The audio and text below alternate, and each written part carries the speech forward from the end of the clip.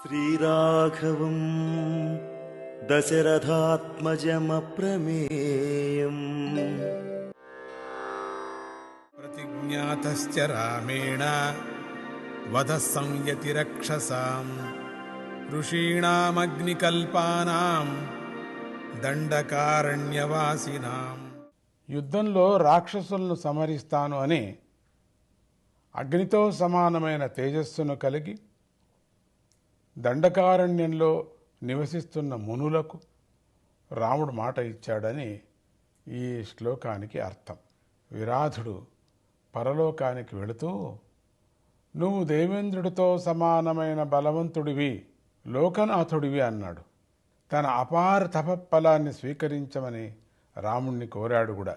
అగస్త్యుడు, నువ్వు సమస్త లోకాలకు రాజు అని సంబోధించి ఆయుధాలు కూడా ఇచ్చాడు. సామాన్యంగా పెద్దల దగ్గరకు వెళ్ళి ఆశీర్వచనం పొందటం అనేది ఆచారం, పద్ధతి, గౌరవము. దానిని అందరూ పాటించాలి. అది ఆయుర్దాయాన్ని పెంచుతుంది అని చెప్పచ్చు. కాబట్టి పెద్దలు రాగానే లేచి నమస్కరించాలి. అలాంటిది పూజించదగిన, ఉపాసించదగినటువంటి పెద్దలు వచ్చి తమను రక్షించమని వేడుకుంటుంటే రాముడికి సిగ్గు కలిగింది. ఇటువంటి మహామునులందరూ కూడా వీళ్ళు జగత్తును ఆశీర్వదించేవాళ్ళు, వీళ్ళొచ్చి నన్ను వేడుతున్నారే అనుకున్నాడు. వెంటనే రాముడు వాళ్ళ దగ్గరికి వెళ్ళి వారి యొక్క పాదాలకు నమస్కరించి, నన్ను క్షమించండి, మీ మాట పాటిస్తాను, మీకు రక్షణ కల్పిస్తాను, అసురులను రాక్షసులను సంహరిస్తాను. నేను తండ్రి మాట పాటించడానికి ఇక్కడికి వచ్చాను. అంతటితోనే నా ధర్మం పూర్తి కాలేదు కదా, ఇంకా ఉన్నది. దుష్టులను శిక్షించటం, శిష్టులను రక్షించటం నా ధర్మం. నేను మీ కోరిక ఖండితం తీరుస్తాను. మిమ్మల్ని రాక్షసుల నుండి రక్షించడం ద్వారా నాకు ఒక మంచి ఫలం లభిస్తుంది. అది దేవరహస్యం. ఇక మీరు నిశ్చింతంగా ఉండండి. మీ యజ్ఞాలకు ఎలాంటి విఘ్నాలు రావు, నిర్విఘ్నంగా సాగిపోతాయి. ఇక ఇప్పటి నుంచి రాక్షస సమూహం భయపడటాన్ని మీరు చూస్తారు కదా.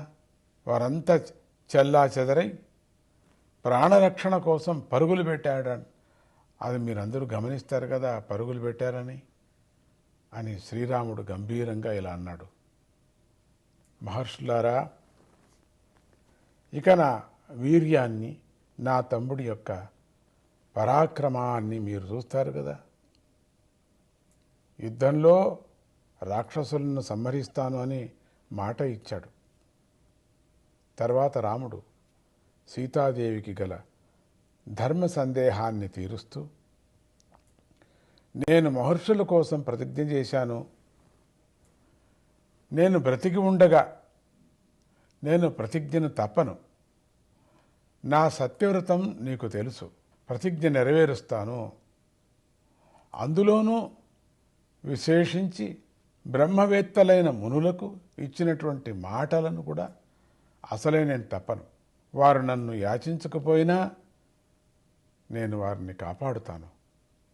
ఇది నా ధర్మం అన్నాడు. ఈ విధంగా శ్రీరాముడు మునులకు మాట ఇచ్చాడు.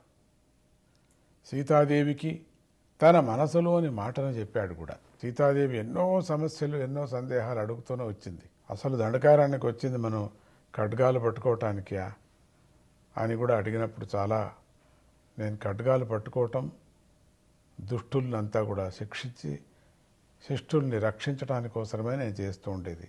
నేను రక్షణ ఇచ్చిన మాటను మాత్రం వదలలేను అని చెప్పాడు. ఓం సీతారామాభ్యాం నమః.